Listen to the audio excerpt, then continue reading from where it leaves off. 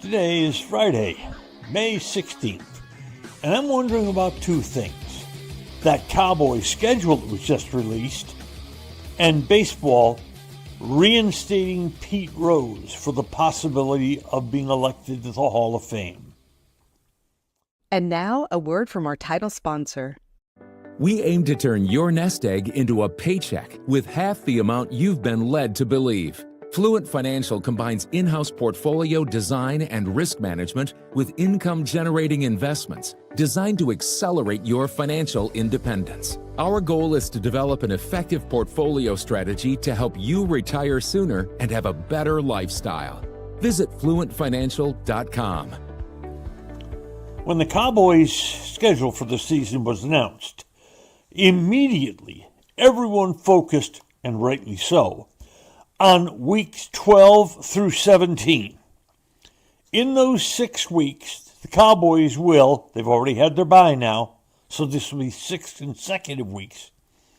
They will face the Super Bowl winner, Philadelphia, the Kansas City Chiefs, the Detroit Lions, the Minnesota Vikings, the LA Chargers, and the Washington Commanders.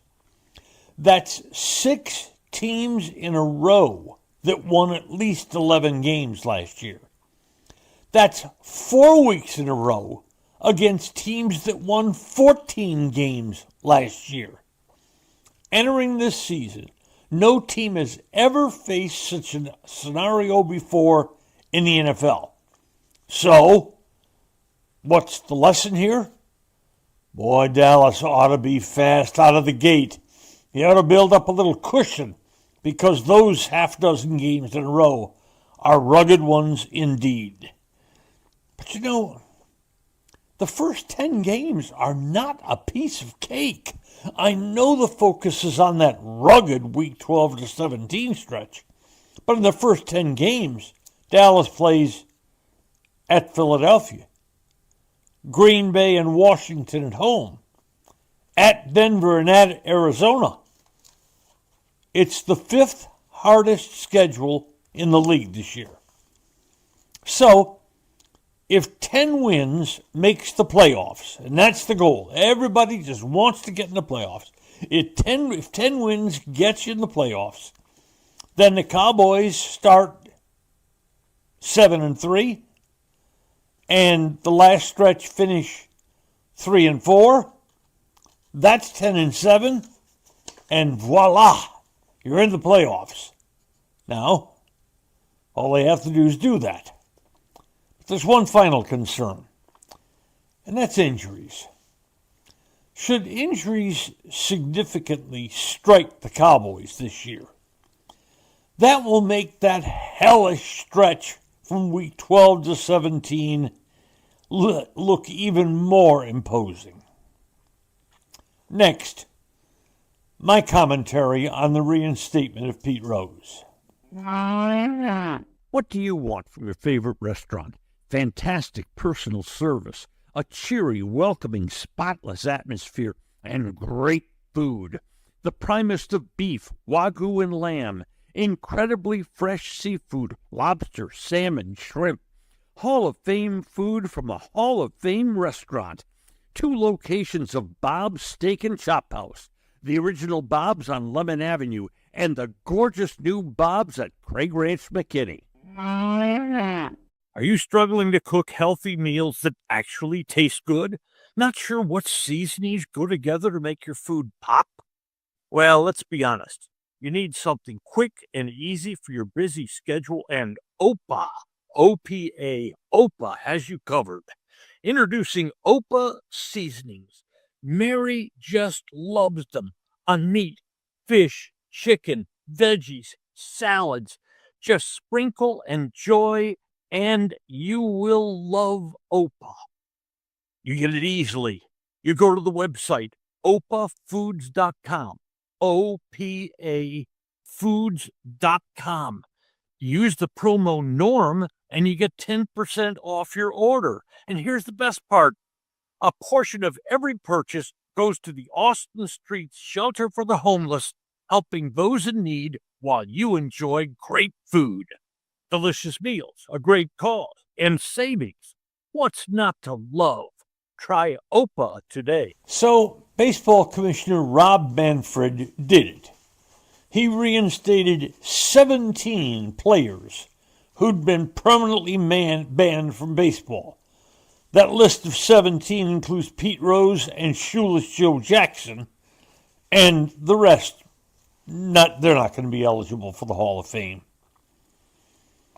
These players had been permanently banned, primarily for the offense of gambling. Major League Baseball Rule 21D states, and I quote, "Any player, umpire, or club, or league official or employee who shall bet any sum whatsoever on any baseball game in connection with which the bettor has a duty to perform shall be declared permanently ineligible." I guess Commissioner Manfred has given us a new definition of permanently. Now, Rose and Jackson are the only guys who could get in the Hall of Fame by this reinstatement. Jackson was part of the 1919 Chicago Black Sox World Series scandal in which they threw a World Series. But research into that and investigation showed that Shoeless Joe Jackson was pretty much a dupe in this whole thing. But Rose, he bet on baseball for years and years and years. As a player and a manager, baseball in 1989 found him guilty of this offense and permanently banned him from baseball. What did Rose do? He started lying and lying and lying and lying. He went 15 years lying before he admitted, yes, I did bet on baseball. Manfred ruled, and this is his ruling, a person no longer with us cannot represent a threat to the integrity of the game. Well, Pete Rose is no longer with us. He died, and now he has been reinstated. What? Pete Rose disgraced the game of baseball. He said he only bet on his team. But don't be certain of that either. Major League Baseball has not revealed the full sum of the investigation into Pete Rose's gambling habits.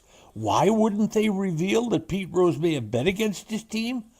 Can you imagine the reaction to the integrity of the game of baseball? And by the way, Vegas isn't so sure of that either. Vegas was very, very leery of some Reds games played during the period Rose was managing Cincinnati. Vegas took some gains off the board. That means they wouldn't accept any bets on a game. In Vegas, you can bet on anything. You can bet on what the name of the next royal baby will be, for heaven's sakes. And they took Cincinnati games off the board because they were very concerned about what was going on. And Pete Rose are talking about a guy who was a fabulous player. Should be, by his accomplishments on the field, in the Hall of Fame. But he stained this game by gambling on it. And he lied 15 years before he decided to come clean when he thought it might get him reinstated. It didn't at that point, and it might help sales of his book. And yet he still justified his actions, saying he only bet on his team to win. Rose didn't bet on his team every single game, as far as we know. If you only pick and choose which games upon which you want to bet, it's easy to assume those are the ones that Pete Rose thought his team was going to win. Maybe he liked the odds better, or thought some opponents were weaker than others. Or maybe he tried harder those nights than he did on other nights. Also keep in mind, Pete Rose was accused of statutory rape for an alleged relationship with a minor younger than 16 during the 1970s. When he was asked about it in 2022 by a Philadelphia Woman reporter, his response was, "It was 55 years ago, babe." And then later he said, "Who cares what happened 50 years ago?" And also remember, Pete Rose spent 5 months in prison for tax evasion. So, what's Rob Benford, the commissioner of baseball, going to do next? Recommend to everybody that all those steroid users be whisked into the Hall of Fame? Bonds, Sosa, Clemens, Palmeiro? But Rose is not yet in the Hall of Fame. The Baseball Writers of America must vote. And to get in the Hall of Fame, Rose must get 75% of their ballots. Honestly, I wish I had a ballot. My answer would be no. Every year, the answer would be no. Today's episode brought to you by Fluent Financial, Retire Sooner, Better Lifestyle, by Bob's Steak and Chop House, and by Opa Seasonings. Savor the flavor in your food. Thanks for listening to today's episode of Just Wondering with Norm Hitzges. If you enjoyed what you heard, please hit follow, and a fresh new episode will be delivered to you every Monday, Wednesday, and Friday. And if you know someone who might enjoy our work, please share it with them. I'm Norm Hitzges, and I'm always just wondering about something. And I'm Mary Hitzges,